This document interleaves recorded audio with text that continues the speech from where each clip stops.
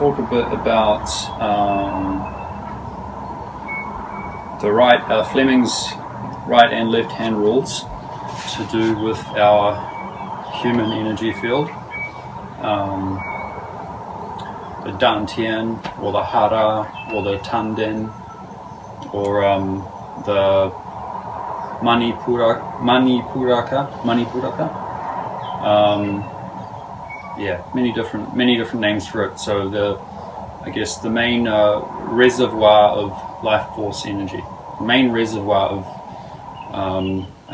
life force energy, the way it's being described within those, medical systems, movement arts, martial arts, those disciplines, where it comes from. This is what it's being referred to as like life force energy in those systems.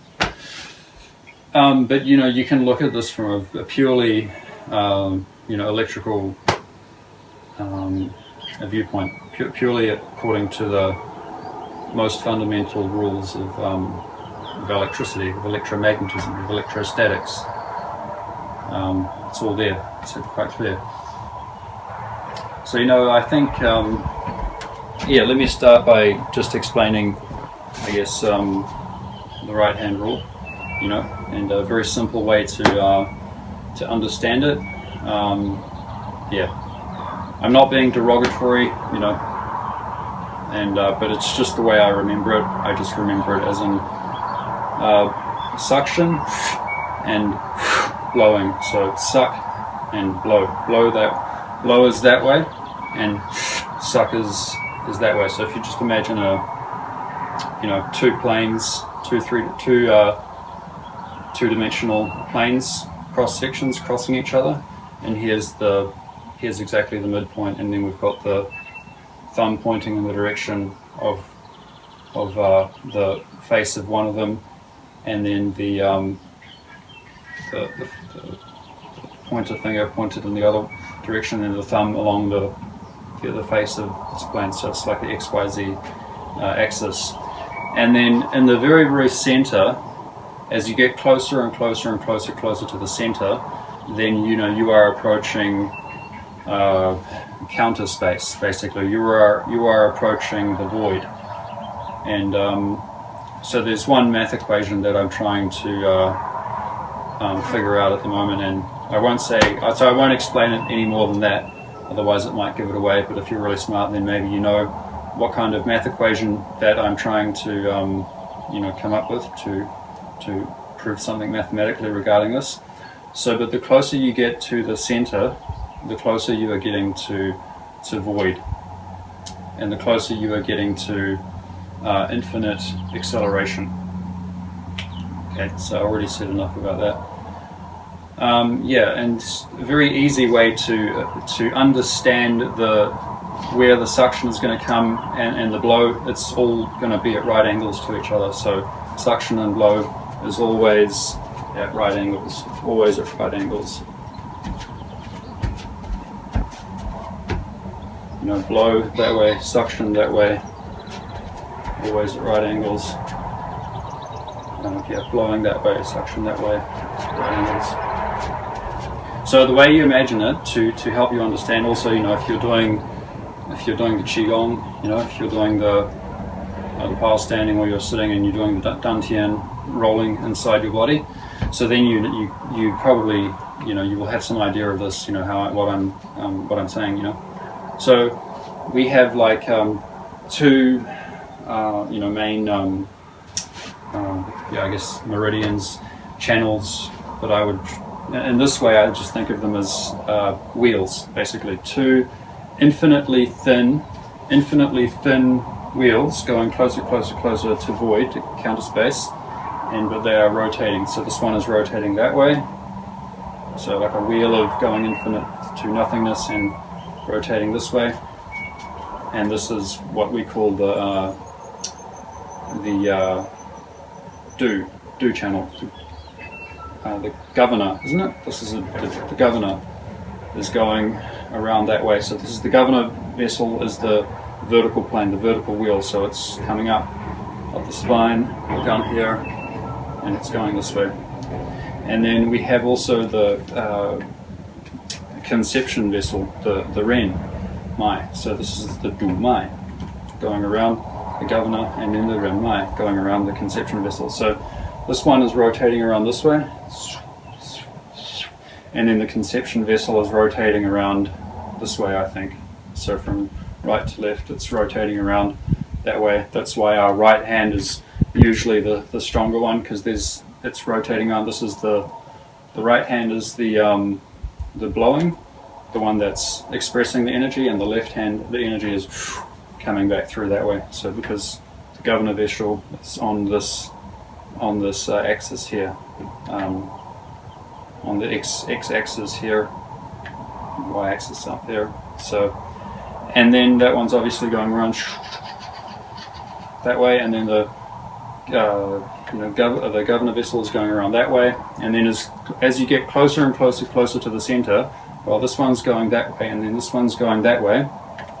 So it's sucking all around here, going down there, and then blowing, coming up there. So the closer you get to the center, the closer you get to basically like a single point, and that point then has a direction upwards. So the wheel is going around that way. Right hand rule, the fingers point in the direction of the current, and then the thumb points in the direction of the motion. And that's why when you're standing and when you do Qigong very well, you do it very well, you can really relax everything. Sit there. As soon as you let your mind intent, just listen to that, feel for that flowing around, and listen to it. Let everything go. Don't try to do anything. Just be aware of it going around. Then all of a sudden, your whole body will come up. And people that have been doing the Qigong for 5, sometimes not even 10, sometimes just 5 or a few years, they get really good at it. And then what happens? The spine will start to, fix itself. Will start to straighten. They'll get a little bit taller. You can read up about it. There's a lot of success stories. People have had with Qigong. They were hunched over a little bit, and they sat down, did their dantian breathing, increased the pressure, and then boom, the whole body adjusts itself. And so that's why Qigong, it's really good, it really can help us a lot in this world if we have instructors that can, good instructors, have some skills that can just give the knowledge out and help people. That's what I want to do.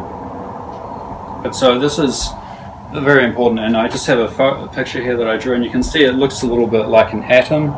So it's got one kind of the Du Mai circling around that way, and then the Ren Mai going around that way, and then the point in the middle. And that's just simple right hand rule.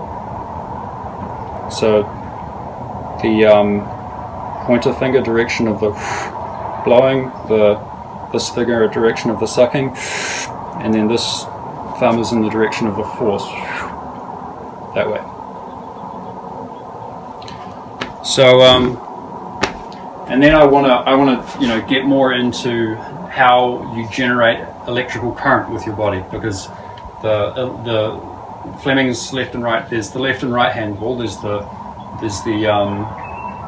generating one, the expending the energy, like passing the electricity through the magnetic field and then expending it, and then turning it into motion.